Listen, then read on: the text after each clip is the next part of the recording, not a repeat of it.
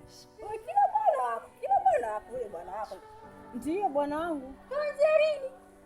Muda mrefu ulikuwa hujui. Bibi mjishikilie. Yule ndio shemeji yako sasa. Hebu kwenda huko.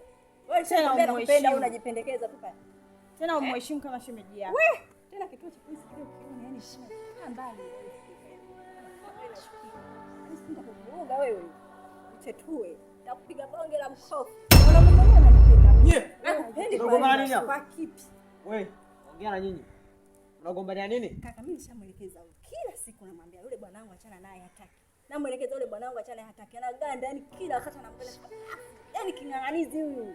Ongea naye ndio anakuja kuniuliza. Kaka subiri nikwambie. Huyu hapa ndo anaingilia mapenzi yetu. Yule mwanaume ananipenda mimi. Aishakuja kutambulisha. Kama wewe hivi nyie mnajielewa kweli? Hebu nyamaza kwanza. Mnajielewa kweli nyie?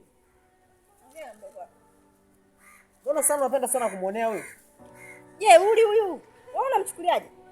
Unamwona poa Sasa nasemaje? Bwana akija mbele yako anafanya na kisura cha upole. Sikiliza kwa makini, nasemaje?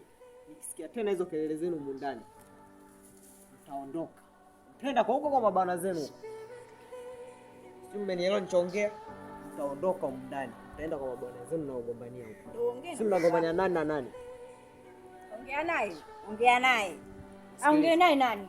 Mimi nakwambia kaka, ongea naye. Nishakwambia. Wewe siachani naye, niko naye natamba naye. Nimesema nyamaza. Siku niko naye. Nyamaza. Unielewa? Nimeshawaambia, narudia tena. Nikiona mnagombana katika hii nyumba, mtaondoka. Penda. Unajifanya nakupenda hapa.